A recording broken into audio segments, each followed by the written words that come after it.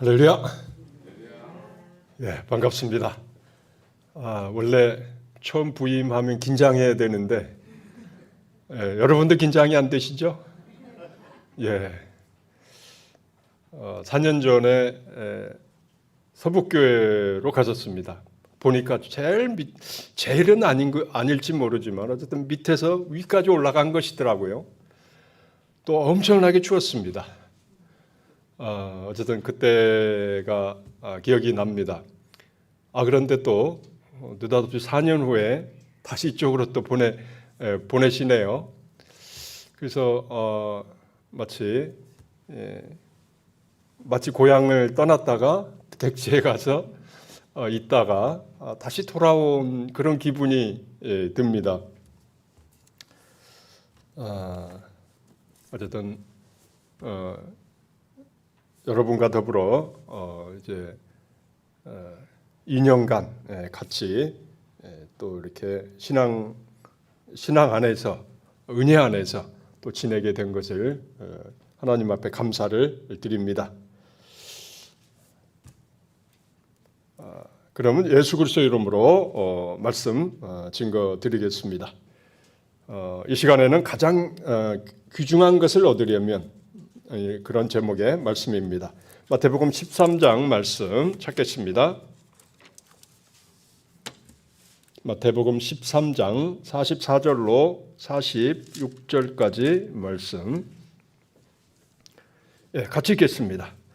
천국은 마치 밭에 감추인 보화와 같으니 사람이 이를 발견한 후에 숨겨두고 기뻐하여 돌아가서 자기의 소유를 다 팔아 그 밭을 샀느니라. 또 천국은 마치 좋은 진주를 구하는 장사와 같으니 극히 값진 진주 하나를 만나매 가서 자기의 소유를 다 팔아 그 진주를 샀느니라. 아멘. 자, 예수님께서 비유로 말씀하십니다. 비유라고 하는 것은 우리가 알 수 있는, 깨달을 수 있는, 느낄 수 있는 그런 형태라고 하는 것이죠. 사실 천국과 영생과 하나님과 천사, 영적인 그런 세계 우리가 알 수가 없습니다. 우리는 이 물질적인 세계에 살고 있고 그리고 경험한 것도 이 물질적인 것들입니다. 그런데 그 영적인 것을 어떻게 소상하게 알 수가 있겠습니까?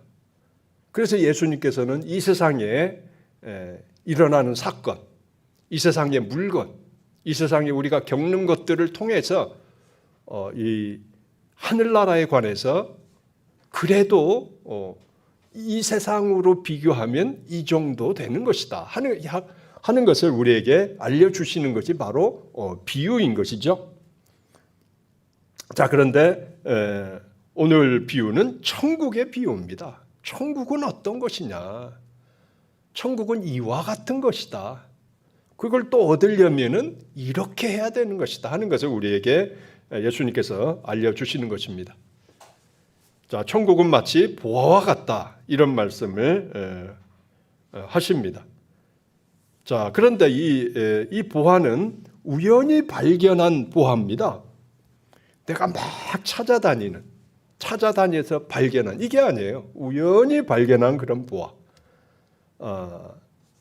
사실 우리가 영적인 큰 은혜를 얻는데 그게 우연히 발견하게 되는 그런 경우도 있다고 하는 거죠. 옛날에는 이 보물, 돈 이것을 땅에 묻어놓는 경우가 상당히 많이 있었습니다. 요즘 명절이 되면은 명절 때가 되면은 그렇게 도둑들이 빈집을 들어오는 경우가 굉장히 많답니다. 그 사람이 있는지 없는지 확인해보고 없으면은 아파트 몇 층도 올라가고 문을 깨고 들어가기도 하고 그런 도난 사고가 굉장히 많이 있는데요. 그래서 대여금고를 이용해라. 돈이 있는 사람의 경우죠. 이런 당부의 얘기도 있습니다. 자, 그래서 사실 이 부자는 많은 보물이 있는데, 돈이 있는데 항상 노리는 사람이 있는 거죠. 그런데 이걸 어떻게 지키느냐? 옛날의 방법은 땅을 파고 묻는 것이었습니다. 보물함을 딱 만들어가지고 아무도 모르는 곳에 싹 눈치 봐가지고 묻어놓는 거죠.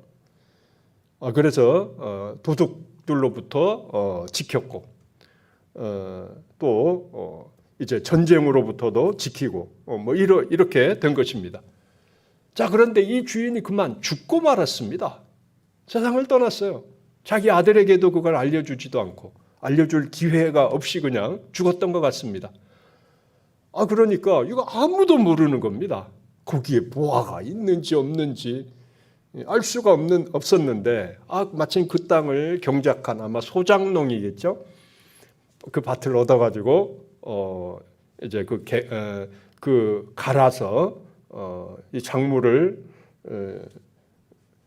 이 결실을 맺는 바로 그 사람이 이 밭을 갈다 보니까 뭐가 이게 괭이에 걸리는 거예요. 이상한 느낌이 드는 것입니다. 그래서 딱 캐서 봤더니 뜻밖의 보화가 가득한 보물 상자를 발견한 거죠. 이 엄청난 일이 된 것입니다. 이건 내가 노력도 안 한 건데 이 보물을 발견한 것입니다. 이렇게 우연히 우리가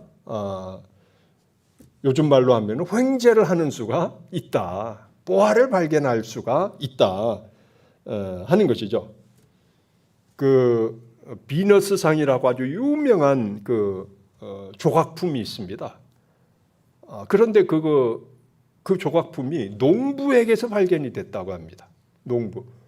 어느 날 땅을 파는데 뭐가 돌 같은 게 걸리더라는 거예요. 그래서 딱 봤더니 그 조각상입니다. 아마 누가 묻었는지 아니면 덮였는지 그건 모르죠. 그 세계적인 그런 걸작품이 땅속에 묻어 있는 걸 아무도 모르고 있었다는 거죠. 그러다가 우연하게 이제 그게 발견된 것입니다.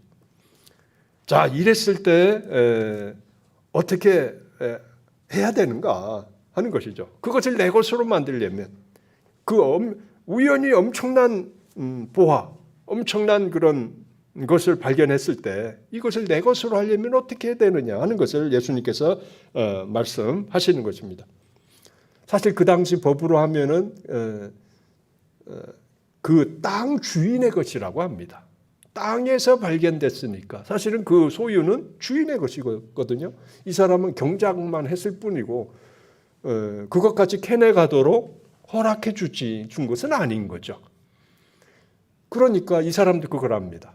그래가지고 어떻게 하면 내가 이것을 내 것으로 만들 수 있을까 생각해 보니까 절대 이 비밀을 말해서는 안 되겠구나. 그래가지고 빨리 가서 재산을 팔아야 되겠다. 그리고 이 땅을 사야 된다. 땅 주인이 되면 그것도 내 것이 되는 거죠. 그래가지고 이 사람은 혹시라도 누가 발견할지도 모르니까 급한 마음이 들어가지고 집에 내려와서 갑자기 집 안에 있는 걸 다 팔기 시작하는 겁니다.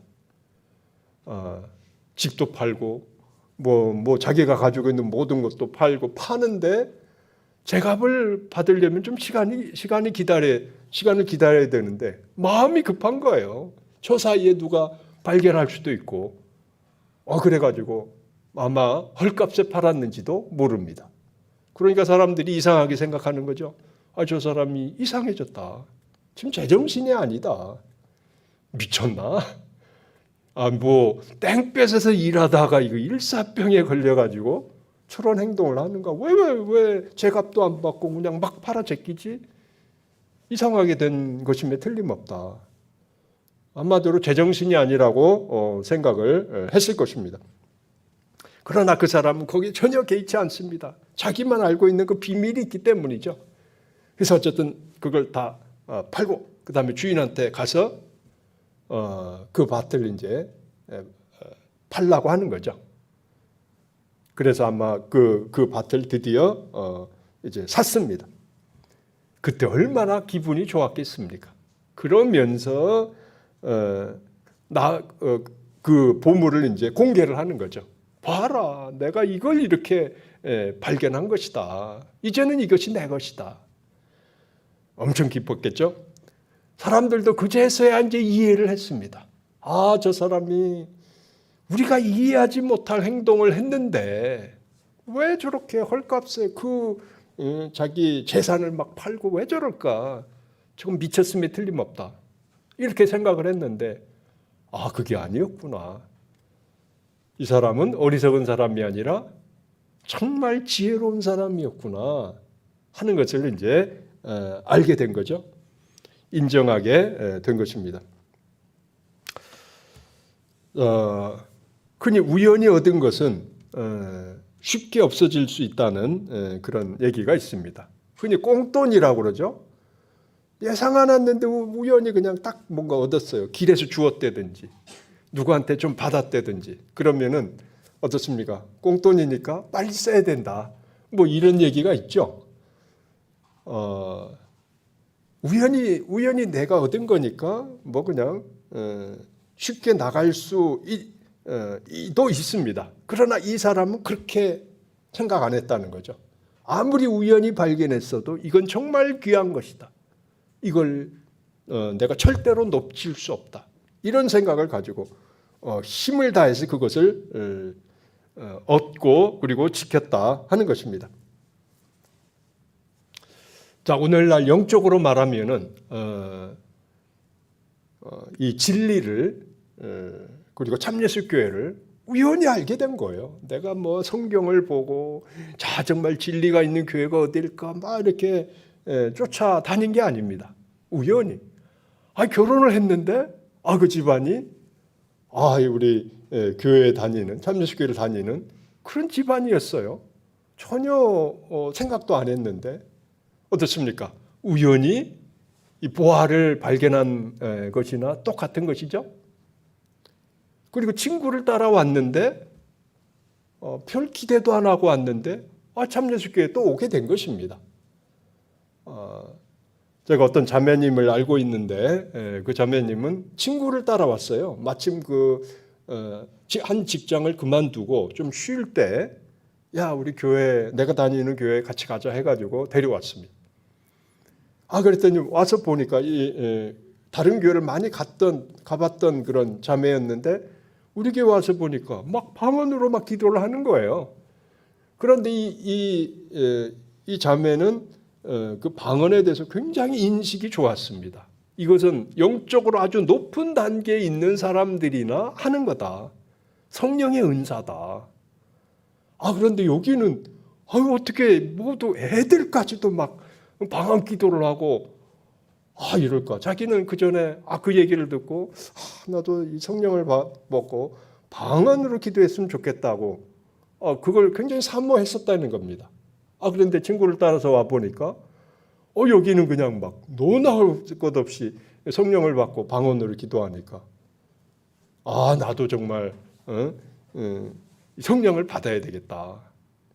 이런 그 욕심이 들어가지고 이제 그런데 직장 다니니까 새벽 기도가 나오기가 힘든 겁니다. 또 새벽 기도 아니면 열심히 또 구할 수 있는 시간도 적고 그래가지고 결심을 했는데 매일 택시를 타고 왔다고 합니다. 택시를 타고 거리가 상당히 되는 거죠. 도저히 걸어서나 대중교통으로는 못 오니까 그냥 택시를 불러가지고 계속 새벽 예배에 참석하면서 기도를 했어요. 그리고 결국은 성령을 받았습니다. 대단하지 않습니까? 우연히 발견했지만 이건 정말 귀한 거다. 이 교회에서 내가 정말 이 성령을 받아야 된다. 그렇게 결심을 하고 노력을 한 것이죠. 그리고 결국 성령을 받게 된 것입니다. 자, 우연히 발견한 보화를 어떻게 해서든지 놓치지 않으려고 노력해서 그 보화를 결국은 자기 것으로 만든 이 사람처럼 우리 영적으로 정말 이 영적인 이 천국이 뭡니까? 하나님의 그 놀라운 그런 은혜인 것이죠. 이걸 이제 참교회를 발견하고 참 진리를 발견하고 있어야만 한다 하는 것이죠. 자, 그리고 두 번째로는 진주를 발견한 그런 상인의 이야기가 나옵니다. 값진 진주를 상인이니까 값진 진주를 찾아다녔던 사람이에요. 그 당시 진주는 굉장히 값어치가 있었다고 합니다. 요즘 진주는 그렇게 값어치가 있는 게 아니죠. 제일 값어치 있게 치는 것은 뭡니까? 다이아몬드입니다. 다이아몬드. 그런데 옛날에는 이 진주가 지금의 다이아몬드 비슷한 그런 값어치가 있었다고 합니다. 그래서 이 진주 정말 최고의 진주는 페르시아산인데 아주 고급이었대요. 아주 모양도 좋고 더 영롱하고 이랬다는 거죠. 좀 싼 것은 홍해산이 있는데 홍해산은 상당히 그렇게 귀하지 않았다고 하는 것입니다. 그래서 이 사람은 어떻게 하면 이 좋은 진주를 살 수 있을까 하는 생각으로 막 돌아다닌 거죠. 그런데 정말 너무나 값진 진주를 이제 발견을 한 것입니다. 그걸 보고 이제 가슴이 뛴 것이죠. 이걸 갖다가 팔면은 몇십 배도 남길 수가 있다. 나는 횡재한 것이다. 그런데 그 정도로 값어치가 있는 그런 진주였던 것입니다. 그런데 아직 내 것이 아니에요. 귀한 것이고 나를 부자로 만들어줄 수 있는 것이긴 한데 아직 내 것이 아닙니다. 어떻게 하면 그것을 내 것으로 만들 수 있을까? 전 재산을 팔아서 그것을 샀다 하는 것이죠. 극히 값진 진주 하나를 만남에 가서 자기의 소유를 다 팔아 남김없이 다 팔아서 그 진주를 샀느니라. 일부 팔아서가 아닙니다. 다 팔았어. 자기 모든 것을 다 쏟아가지고 그 진주를 샀다. 그리고 그 뒤는 뭐 말할 게 없는 거죠. 그냥 기뻐하고 그걸 아마 엄청난 그 값에 또 되팔았을 것입니다. 큰 이익을 본 것이죠. 자, 이 두 가지가 좀 다르죠. 하나는 우연히 발견했다. 하나는 노력해서 찾았다. 세계 각지로 쫓아다니면서 이 차이가 있습니다. 우리가 우연히 이 진리를 발견하는 그런 수도 있고 어떤 분은 정말 이 성경에 합당한 그런 교회가 분명히 있을 것인데 하면서 이 찾아다닌 그런 분도 종종 있더라고요. 여러분 100주년 기념호 보셨습니까? 거기 보면은 그런 간증들이 굉장히 많이 나옵니다. 그래서 이렇게 노력하시는 분들이 있구나. 이런 노력을 하는 분들을 하나님께서 이렇게 인도해 주시는구나 하는 것을 느끼게 되는 아주 귀한 간증들이 많이 있습니다. 자, 그런데 중요한 것은 우연히 발견해도 절대로 놓치지 않는 결사적으로 그걸 붙드는 그런 노력. 이것이 있었다. 그리고 애써서 얻은 사람은 더 말할 것이 없는 거죠. 이런 노력이 있어야만 한다 하는 것을 예수님께서는 우리에게 이 비유로 말씀하신 거죠. 이 보화와 진주는 무엇입니까? 천국입니다. 천국. 그래서 천국은 마치 이 천국을 말한 거예요. 천국이 이렇게 모든 것을 다 주고 살 만한 값어치가 있는 것이다. 너희는 이 장사처럼 이 농부처럼 우연히 발견했든지 아니면 애써서 돌아다니다가 드디어 발견했든지 간에 이것을 네 것으로 만들려고 하는 그런 정말 필사적인 그런 노력이 있어야 된다. 전 재산을 주어도 아깝지 않은 이것이 바로 이 천국인 것이다 하는 것을 예수님께서 우리에게 알려주시기 위해서 이 말씀을 하신 것입니다. 자, 그래서 천국은 가장 귀한 보물 중에 보물이고 그걸 얻기 위해서라면 모든 것도 포기할 수 있는 것이 바로 이 천국이다. 이걸 달리 말하면 영생이고 구원이라고 말할 수가 있는 거죠. 이게 정말 큰 값어치가 있는 것이다 하는 것입니다. 그래서 얼마나 값어치가 있길래 우리 생명보다도 더 귀한 것이 바로 내 목숨보다 귀한 것이 바로 이것이다. 이렇게 예수님께서는 말씀하셨습니다. 마태복음 16장 26절을 찾아보시겠습니다. 마태복음 16장 26절 6절 말씀.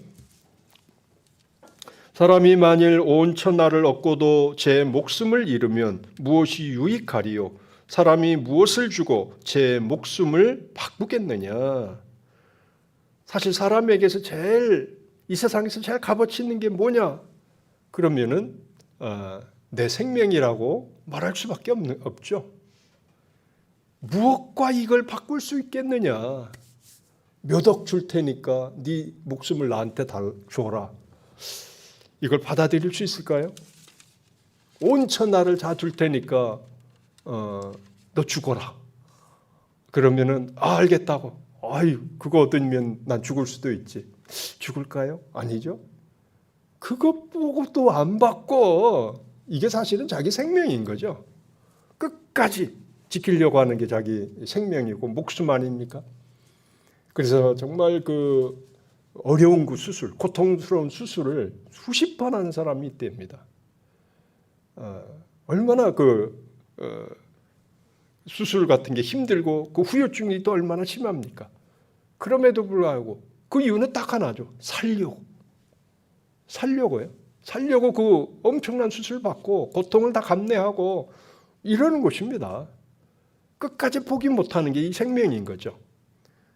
그런데 그거보다도 더 귀한 것이 바로 이 영생이고 천국이고 이것이다 하는 것을 예수님께서 우리에게 얘기하신 것입니다. 자, 사실 그 영생에 관한 그런 것을 우리가 참 이해하기가 쉽지가 않습니다. 영생이란 말 많이 듣고 우리가 생각하지만 정말 그걸 실감하기는 너무 사실은 어려운 거죠. 자, 그런데 성경에는 부분 그걸 알 수 있는 그런 말씀을 우리에게 얘기해 주고 계십니다. 자, 계시록 21장을 보시겠습니다.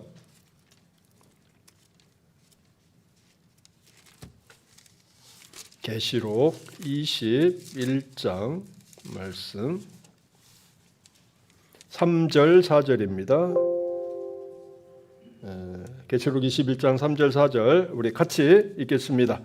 내가 들으니 보좌에서 큰 음성이 나서 가로되 보라 하나님의 장막이 사람들과 함께 있음에 하나님이 저희와 함께 거하시리니 저희는 하나님의 백성이 되고 하나님은 친히 저희와 함께 계셔서 모든 눈물을 그 눈에서 씻기심에 다시 사망이 없고 애통하는 것이나 곡하는 것이나 아픈 것이 다시 있지 아니하리니 처음 것들이 다 지나갔음이러라. 하나님이 함께 해주시고 하나님이 다스리는 나라가 천국입니다. 하나님의 나라인 것입니다. 그런데 그곳은 어떤 곳이냐? 눈물을 씻겨주시는, 그리고 죽는 것이 없는, 애통하는 것이 없는, 그리고 아픈 것도 없는 그런 곳이다. 어떻습니까? 확실히 이 세상보다는 낫죠? 이 세상 죽을 수밖에 없고 아플 수밖에 없고 눈물을 흘릴 수밖에 없는 세상인데 그거 없습니다. 하나님께서 또 다스려 주시는. 자, 그런데 사실 이건 일부만 이렇게 우리에게 알려주신 것이죠. 온전한 것을 우리가 사실은 알 수 없기 때문에 일부라도 알려주신 것입니다. 또 이 천국을 환상 중에 보셨다든지 꿈속에 봤다든지 그런 그 간증들도 상당히 있습니다. 저는 그런 간증을 굉장히 하나님께서 그 분을 통해서 우리에게 간접적으로 이 천국의 그 영광과 그 대단한 것을 알게 해주신 것이라는 그런 생각이 들어갑니다. 그래서 굉장히 흥미롭게 그것을 이제 보는데요. 이제 그런 간증이나 체험을 하신 분들의 이야기에 의하면 거기서는 우리 인간의 말이 아니라 그 마음을 먹고 있으면 그냥 의사가 전달이 된답니다. 말로 굳이 하지 않아도 내가 무슨 말을 먹고 있으면 딱 알아요. 그리고 또 그 답이 온다는 것입니다. 그런데 말이 없어요. 그렇게 얼마든지 이렇게 온전히 소통이 된다는 거죠. 오해라든지 뭐 이런 게 없는 겁니다. 다 그러기도 하고 또 희한한 것은 자기가 여러 군데 있더라는 것입니다. 또 그런 체험을 사실 우리는 여기에 있을 수밖에 없지 다른 데도 동시에 있을 수는 없는 거죠. 여러분이 여기 목포에 있지만 수문에도 있고 저기 거제도에도 있고 이럴 수는 없는 거죠. 아이고 내 몸이 그냥 몇 개라면 좋겠어. 그건 소망이지 실제 그런 건 아닌 거죠.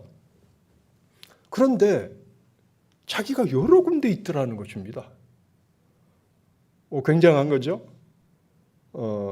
그런데 하나님은 어떤 분이십니까?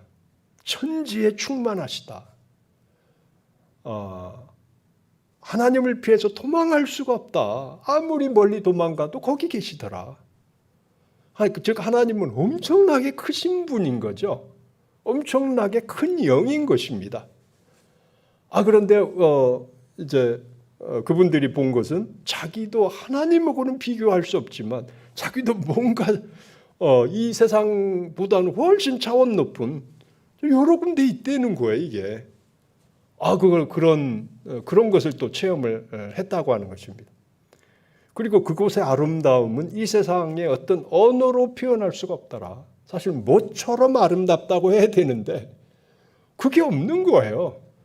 그러니까 말로 표현할 수 없다. 정말 아름답고 그리고 또 어떤 형제가 또 이제 기도 중에 환상을 봤는데 정말 기도 중에 이 천사에 끌려가지고 천국에 갔다는 겁니다. 그랬더니 너무나 아름답더라는 거죠. 그 표현이 뭐냐면 거기 있는 것들은 살았더라. 그럼 여기 있는 꽃들이나 이런 건 뭡니까? 죽었더라는 겁니다. 거기는 정말로 살아있더라. 여기는 뭐 잠깐 살아있지만 나중에 죽는 거죠. 근데 거기는 그런 게 아닌 거죠. 그래서 정말 생명이 있더라는 겁니다. 정말 생명이 있고 그 엄청난 그런 아름다움이 있더라. 그리고 자기가 전사하고 얘기하는데 이 세상의 습관처럼 다 꽃을 꺾어봤답니다. 종종 우리가 산에 가서도 예쁜 꽃이 있으면 뭐 꺾기도 하지 않습니까? 딱 꺾었는데 천사가 야단을 치더라는 거예요. 꺾지 말라고. 이 꽃은 죽지 않는다고 이렇게 얘기를 하더라는 겁니다. 그래서 그냥 내가 뭘 잘못한 모양이다 해가지고 그 꽃을 딱 놨는데 그 꽃이 가서 쫙 붙더라는 겁니다. 어쨌든 그런 희한한 참 놀라운 그런 그 이야기들이 여러 가지 간증 같은데 많이 있습니다. 자, 이 천국은 어쨌든 우리가 알 수 있는 것은 이 세상보다는 훨씬 좋은 그런 그 은혜가 힘이 있는 그런 곳이다. 제가 전주에 있을 때 어떤 연로하신 분이 돌아가셨거든요. 믿음 안에서. 그런데 놀라운 간증이 이분에게 있었습니다. 죽은 지 한 30분 있었는데 살아나셨습니다. 살아나신 그런 분이 있었습니다. 그러니까 가족들이 그냥 다들 놀라는 거죠. 죽은 줄 알고 그냥 막 울고 막 이러고 있는데 살아나셔가지고 놀라운 말씀을 하시는 겁니다. 야, 내가 정말 좋은 곳에 갔다 왔다. 그러시면서 하시는 말씀이 세 가지 말씀을 하셨답니다. 거기는 없는 것이 없더라. 아주 너무나 풍요로운 그런 곳이더라는 거죠. 없는 것이 없더라. 두 번째는 거기는 좋은 사람만이 있더라. 아무리 부잣집으로 그냥 부유하게 원하는 대로 다 쓰고 살아도 사람들 좋지 않은 사람하고 얽히면 어떻습니까? 괴롭죠. 참 보통 문제가 아닙니다. 그런데 거기는 좋은 사람만 있더라는 겁니다. 그 다음에 세 번째는 아무나 오는 곳이 아니더라. 이 세 가지 말씀을 하셨습니다. 그리고서는 너희들도 하나님 잘 믿고 천국에 와야 된다 이렇게 당부하고 다시 돌아가셨어요. 저는 그 현장에 없었죠. 그렇지만 나중에 그 유족들이 와서 그 얘기를 하시더라고요. 그래서 제가 알고 있습니다. 자, 없는 것이 없더라. 좋은 사람만 있더라. 아무나 오는 곳이 아니더라. 어디입니까? 그런 곳은 딱 한 군데밖에 없죠. 예, 천국입니다. 천국. 이 천국의 을 보시고 소개를 해주신 거죠. 그래서 거기에 있었던 믿지 않던 자, 그 딸 남편 나중에 다 믿게 됐습니다. 왜? 직접 증거를 들은 거죠. 야, 죽으신 그분이 가서 본 그리고 정말 그곳을 그분이 거짓말 했을 리가 없는데, 야, 정말 감격한 것이죠. 그래서 나도 저곳에 가야 되겠다. 이런 마음을 이제 먹게 된 것입니다. 자, 이런 천국을 내 것으로 만들기 위해서는 어떻게 해야 됩니까? 정말 있는 힘을 다해야 된다. 예수님께서는 그것을 침노한다 이렇게 표현을 했습니다. 마태복음 11장 12절을 보면 천국은 침노를 당하나니 침노하는 자가 빼앗느니라. 이렇게 예수님이 말씀하셨죠. 천국은 침노를 당한다. 침노라는 것은 공격하는 거죠. 그걸 뺏으려고. 큰 성이 있는데 그걸 막 어떻게든지 자기 것으로 만들려고 막 온갖 희생을 무릅쓰고 공격을 해서 결국은 그것을 뺏는 겁니다. 이게 침노인 거죠. 근데 천국도 그렇게 그것을 자기 것으로 만들려고 필사적으로 덤비는 사람들이 있다. 그 사람들이 결국 그 천국을 얻게 된다. 이 말씀을 하시는 것이죠. 자, 노아 같은 사람도 노아도 그런 사람입니다. 다니엘, 엘리야, 바울 사도도 바로 그런 사람들이죠. 특히 이 바울 사도의 말을 들으면 정말 그가 얼마나 이 천국을 사모하고 그것을 얻으려고 노력을 했는지 하는 걸 우리가 알 수 있습니다. 빌립보서 3장 말씀 찾아보시겠습니다. 빌립보서 3장 7절로 9절까지 말씀.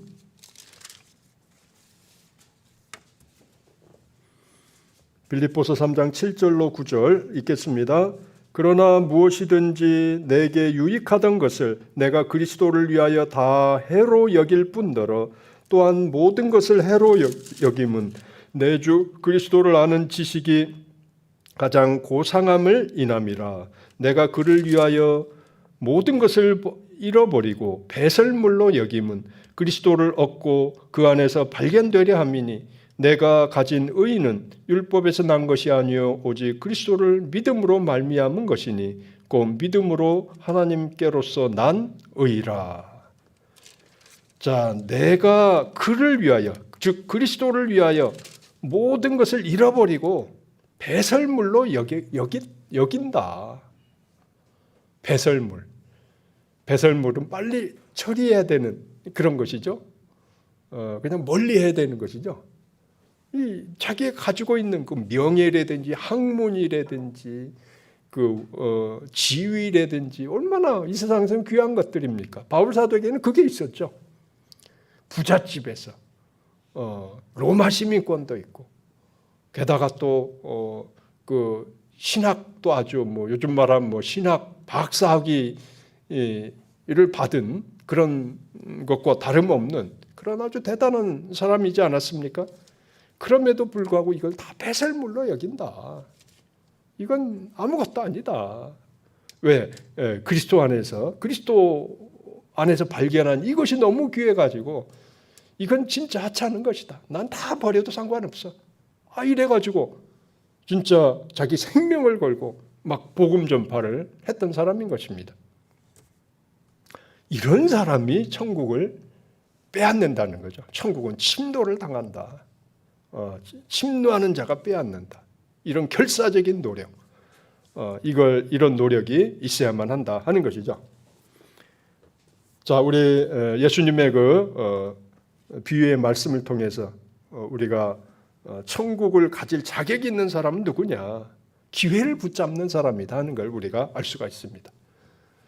기회가 왔는데 그걸 반드시 붙잡는다 이거죠. 우연히 왔든지 아니면 우연히 발견했다 할지라도 그걸 놓치지 않는다. 자기 있는 모든 것을 다 털어넣어서 모든 것을 다 바쳐서 이제 그걸 어떻게 해서든지 잡으려고 하는 그런 자세를 가졌다.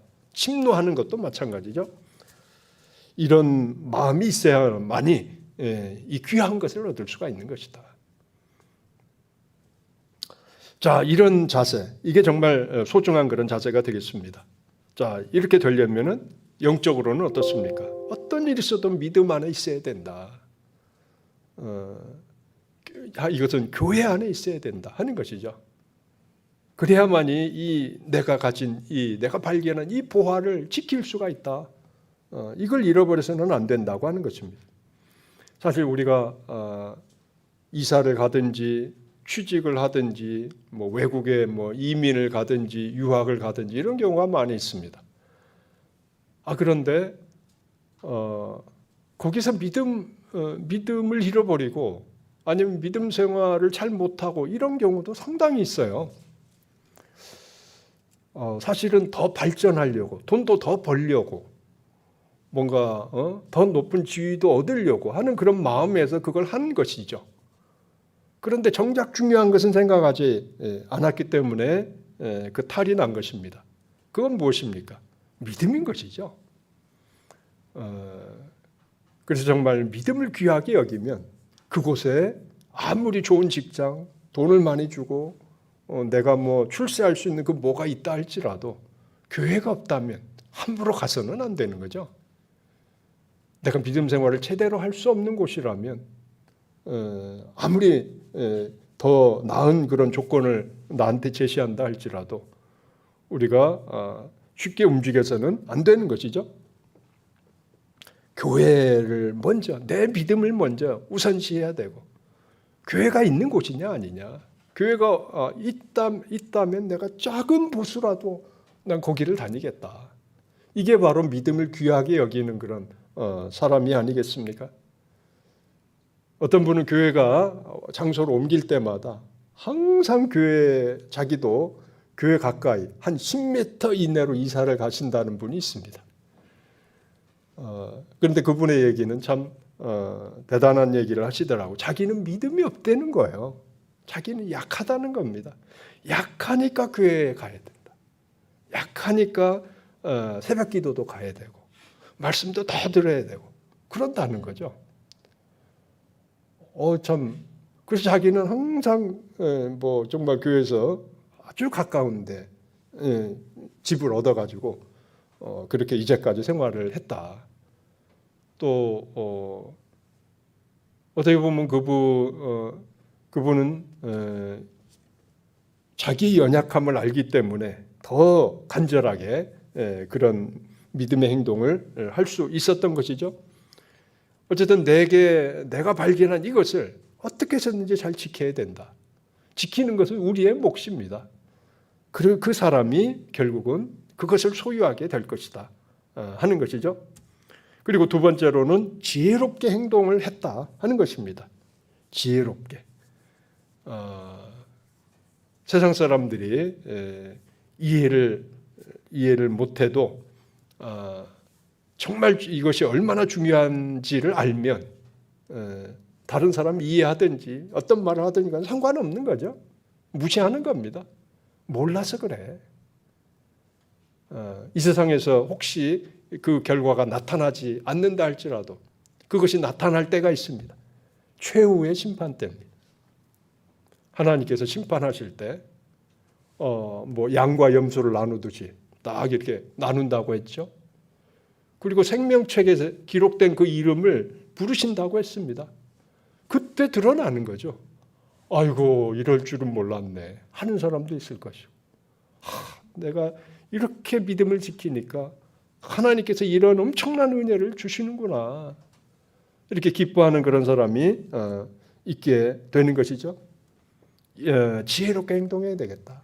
이 세상 사람들이 영적인 그 보화와 같은 그걸 모르고 그냥 함부로 얘기하는 이런 것에 쉽게 휘둘려서 우리가 정말 이 귀한 것을 절대 놓쳐서는 안 된다 하는 것입니다.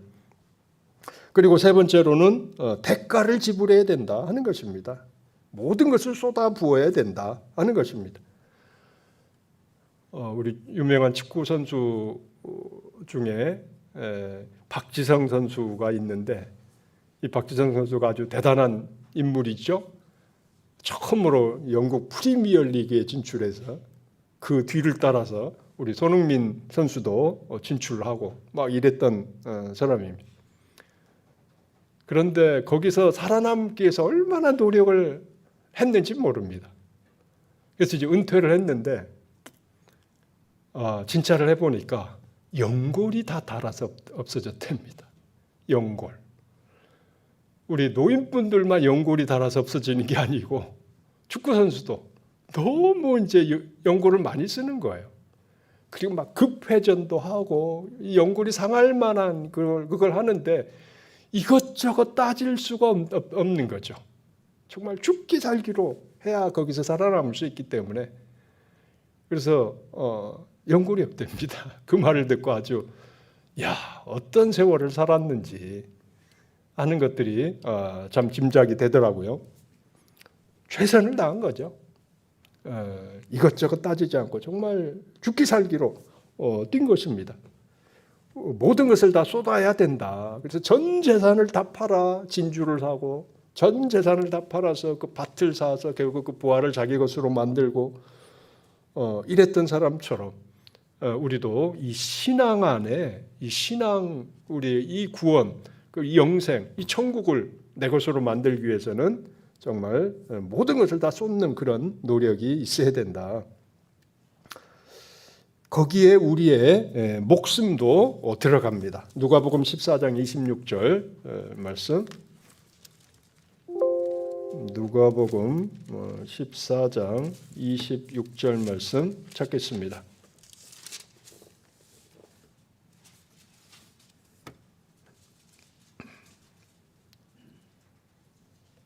26절 27절 읽겠습니다. 물은 내게 오는 자가 자기 부모와 처자와 형제와 자매와 및 자기 목숨까지 미워하지 아니하면 능히 나의 제자가 되지 못하고 누구든지 자기 십자가를 지고 나를 좇지 않는 자도 능히 나의 제자가 되지 못하리라. 참 어려운 말씀을 하셨습니다. 예수님의 제자가, 즉 제자는 예수님을 따르는 사람인데 끝까지 예수님을 따르려면 이런 각오가 있어야 된다. 어떤 각오입니까? 자기 부모, 처자, 형제, 자매, 정말 가까운 사람들이지 않습니까? 가깝고 사랑하는 그런 관계인데 만약에 그것 때문에 예수님을 따르지 못하게 한다면 그것 때문에 미워할 수도 있어야 된다. 그런데 제일 마지막이 자기 목숨까지도 목숨, 생명의 위험이 있고 나는 죽을 수도 있기 때문에 그것 때문에 주저해서 결국은 예수님의 제자가 못 되게 이렇게 하는 것이라면 그 목숨까지도 미워할 수 있는 그런 사람이 되어야 된다. 이렇게 예수님께서 말씀하셨죠. 여러분 이 구절을 보고 어떻게 생각하셨습니까? 저는 도대체 이 구원이 뭐길래 얼마나 대단하길래 이런 요구를 하시는가. 이건 모든 걸 다 내놓으라는 겁니다. 자기 목숨까지도 내놓을 만한 가치가 있다. 이렇게 말하는 것이거든요. 뭐길래 이렇게까지 이렇게까지 해도 값어치가 있는 것이라고 말하는가? 정말 대단한 것이 아니라면 이런 말을 할 수가 없는 거죠. 자, 대가를 지불해야 되는데 이 천국을 얻을 만큼 우리가 사실은 대가를 지불할 수가 없습니다. 그러나 우리가 최선을 다하고 그 다음에 하나님께서 그 모습을 보시고 우리에게 은혜를 주시는 거죠. 그래서 우리 힘으로는 안 되지만 이제 하나님의 은혜가 더해져서 정말 천국의 그 영광을 얻게 되는, 구원을 얻게 되는 놀라운 그런 은혜가 우리에게 있다 하는 것입니다. 요한복음 6장을 보면은 예수님을 따르던 사람들이 예수님께서 어려운 말씀을 하시니까 이건 너무 어렵다. 이걸 어떻게 이분을 계속 따라다닐 수 있겠는가 하면서 많이 떠났다. 그러니까 예수님께서 제자들에게, 사도들에게도 그 말을 하죠. 너희도 가려느냐? 그럴 때 베드로가 말을 합니다. 요한복음 6장 68절을 보면 주여 영생의 말씀이 계심에 우리가 네게로 가오리까? 너희도 저 사람들처럼 갈래? 그러니까 저희가 어떻게 가겠습니까? 영생이 당신에게 있는데 당신하고 같이 있어야 이 영생을 얻는 거 아닙니까? 하면서 강하게 말했던 그런 베드로, 그 베드로의 말이 사실은 우리의 신앙 고백이 되어야 되는 것이죠. 이런 사람들이 천국을 얻게 된다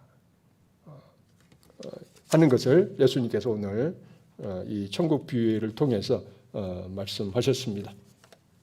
참 우리가 받은 이 구원은 가서 보면은 이렇게까지 좋은 것이었을까? 입이 딱 벌어지는 그런 것임에 틀림없습니다. 그렇기 때문에 우리가 귀하게 여기는 그 모든 것을 다 모든 것보다도 더 그걸 사모하라고 이렇게 얘기를 하신 것이죠. 이러한 천국의 귀한 은혜를 정말 귀한 줄 알고 굳게 붙잡고 나아갈 수 있는 저희가 될 수 있도록 주님께서 믿음 주시고 또 깨달음 주시고 구하면서 우리가 나아가야 되겠습니다.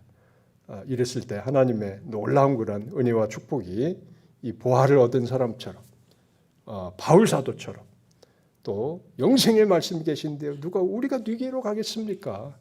그런 베드로가 받은 것처럼 놀라운 그 축복과 은혜가 반드시 우리에게 임하게 될 줄로 믿습니다.